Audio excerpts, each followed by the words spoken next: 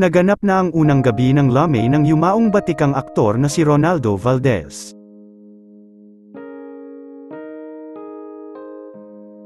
Nakaburol ang cremated remains ni Ronaldo sa Garden Suite ng Loyola Memorial Chapels at Crematorium sa Guadalupe, Quezon City.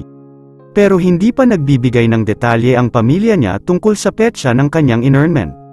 Ngayong araw December 19 hanggang December 20 ang mga pwede lang nabibisita sa yumaong aktor ay ang mga malalapit na kaibigan nito.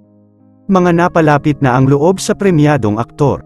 Non-showbiz close friends. Sa ibinahagi ng kanyang talent manager na si Jam Santos makikita ang mga larawan ng yumaong aktor kalakip ang mga bulaklak at kandila.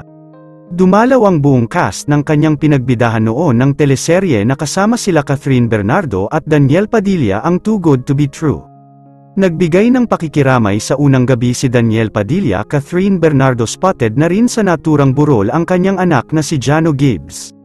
Dumalaw din ang actress na si Bianca De Vera at ang isa pang veteranang actress na si Jelly De Belen. Bumubuhos pa rin ang pakikiramay sa yumaong veteranong aktor. Sa ngayon hindi pa inaanunsyo ng kanyang mga anak kung magpa-public visit ang pamilya nito sa kanyang huling mga sandali. Salamat!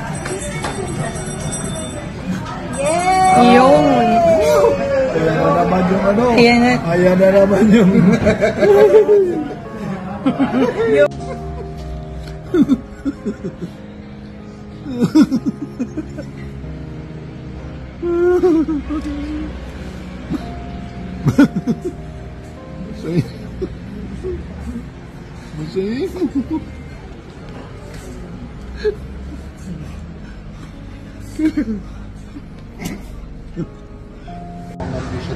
Ito, price.